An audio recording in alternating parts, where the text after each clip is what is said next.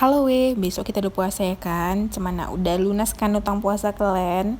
Oh iya, kayak mana? Daging kalian udah masak? Untuk anak rantau yang belum bisa pulang, sabar-sabarlah kalian ya, kuat-kuatkan diri. Nggak apa-apa, nggak sedih loh. Ya kayak gitulah. Jadi kan udahlah intronya kan. Ini aku mau pergi ke tempat Kak Emah, kakakku yang paling ku sayang, paling ku cinta, darling my honey bunny sweetie.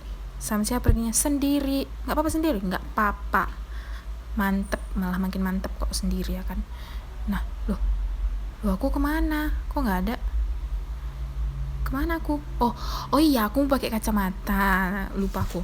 Pakai kacamata kan. Habis itu kulap-lap lah sedikit biar nggak burem kayak masa depan si itu ya kan. Udah aku pakai kacamataku. Ku ikat lagi nih jilbabku ke belakang. Kayaknya kok ketat kali atau kayak aduh, entahlah. Nggak tahu bilang aku udahlah jilbab sama bajunya nggak nyambung gitu ya kan. Tapi ya aku pakai baju ya senyamanku aja kan, walaupun orang nengoknya sakit mata ya nggak nyawa ku wajibkan orang nengok aku ya kan. Jadi mau kau tengok aku alhamdulillah, nggak kau tengok aku ya udah, aku nggak rugi, berasku nggak berkurang pun nggak bertambah kok kau tengok aku. Jadi udahlah kok kalian mau pakai pakaian ya kan, yang penting sopan, itu aja nomor satunya. Kayak mana cocok enggaknya warnanya ya terserah kalian itu pula ya kan. Yang utamanya itu nyaman. Ini aku udah disimpangin. Buat kawan-kawanku ini pasti tahu ini gang mana ini. Hampir 5 tahun tinggal di gang ini say. 5 tahun. Nah ini ya Allah, kok kalian tahu ini flashback lah kalian kan. Kadang kami jalan malam-malam keluar, kadang ke dalam gitu ya kan.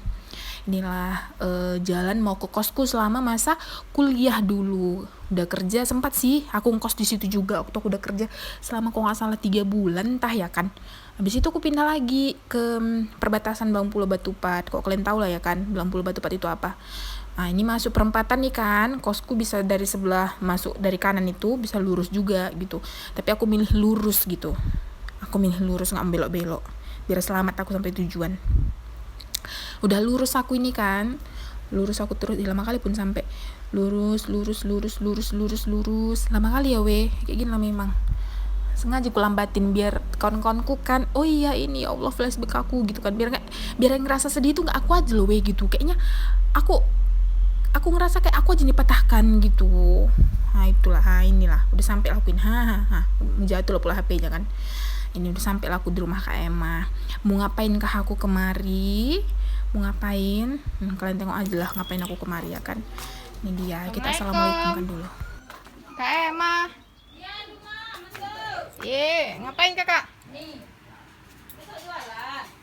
Jualan apa? Jualan risol. Macam-macam ada. Masuk. Tengok. Ini besok. Makin mantap koki Kak Emma ini ya. Ini sebuah. Sebuah. Pasok Besok. Ya, rumah jualan ada sih. Di mana? Depan. Iya. Ya, ini baru dikasih ini. Ini risol, bumbu risol. Iya, aku risol kakaknya rindu.